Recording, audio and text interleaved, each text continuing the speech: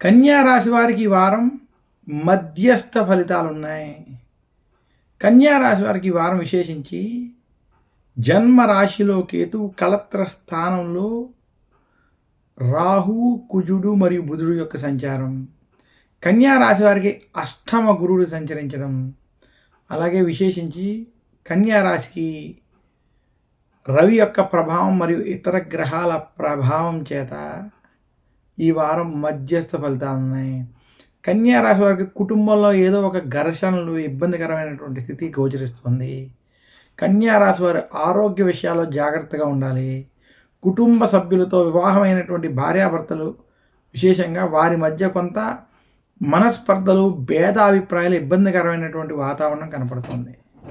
కన్యా రాశి వారు విశేషంగా ఈ వారం మరింతగా అంటే కుటుంబ పరంగా బాగుండాలి అనుకుంటే మాత్రం ప్రశాంతంగా నిర్ణయాలు తీసుకోవాలని సూచిస్తున్నాను. కన్యా రాశి ఉద్యోగస్తులకి అనుకూలమైనటువంటి సమయం. కన్యా రాశి వ్యాపారస్తులకి మార్పు తెచ్చేటువంటి సమయం. కన్యా రాశి రైతాంగం, సినీ రంగం వారికి ఈ వారం మధ్యస్థంగా ఉంది.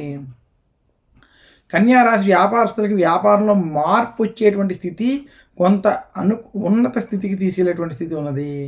కన్యా రాశి వారికి ప్రయాణాలు, దైవ దర్శనాలు వంటివి అనుకూలిస్తాయి. అవి కొంత సత్ఫలితాలను ఇస్తాయి. మొత్తం మీద కన్యా రాశి వారికి ఈ వారం మధ్యస్థ ఫలితాలు ఉన్నాయి. ఖర్చులు కొంత అధికంగా ఉన్నప్పటికీ ఏదో రకంగా ధన సహాయం మాత్రం అందుతుంది. కన్యా రాశి వారు ఈ వారం మరింత శుభ ఫలితాలు పొందాలి అనుకుంటే దైవ దర్శనాలు చేసుకోవడం, శివారాధన చేయడం, ఈశ్వరుని పూజించడం, ఆరాధించడం వల్ల మరింత శుభ ఫలితాలు పొందగలని తెలియజేస్తున్నాను. కన్యా రాశి వారు విశేషించి విఘ్నేశ్వరుణ్ణి, శివుణ్ణి ఆరాధించాలని, దశరథ ప్రోక్త శని స్తోత్రం వంటి స్తోత్రాలను పఠించుకుని దక్షిణామూర్తి యొక్క స్తోత్రాలను పఠించుకోవాలని సూచిస్తున్నాను. తదుపరి రాశి తులారాశి. తులారాశి యొక్క ఫలితాలు ఇప్పుడు మనం చూద్దాం.